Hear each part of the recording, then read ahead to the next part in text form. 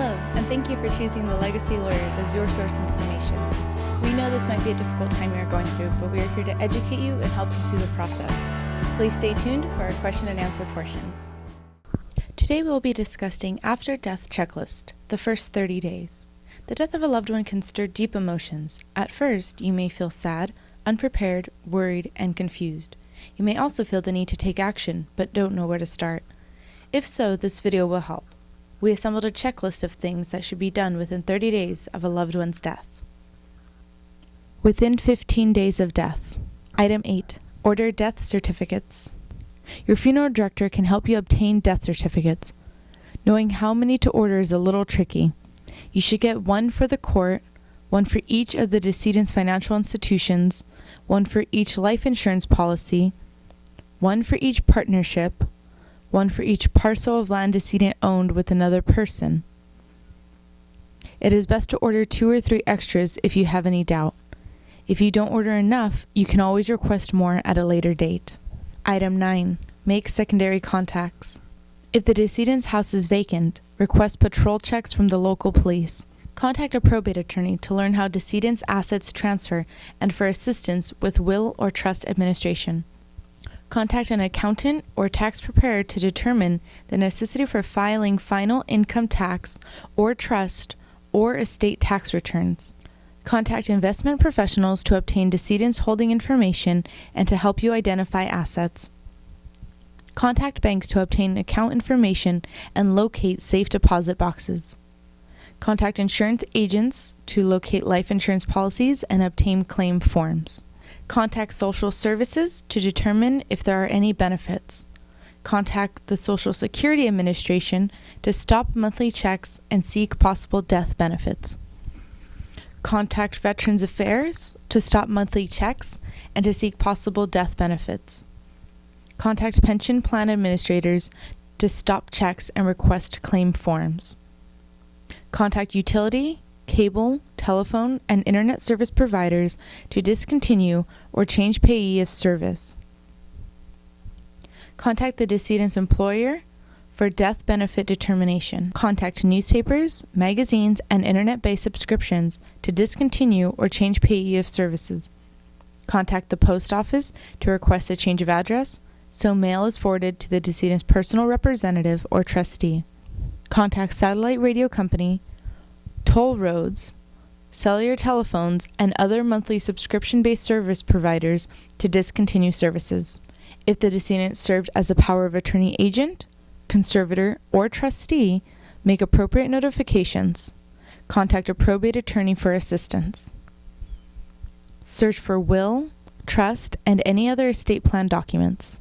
Check these common locations: decedent's files, safe deposit boxes, the decedent's attorneys, accountants, and other advisors, the conservator, if applicable, the power of attorney agent, family members, close friends, facility administrator, if the decedent's last known address is a nursing home or assisted living facility, and the county probate court.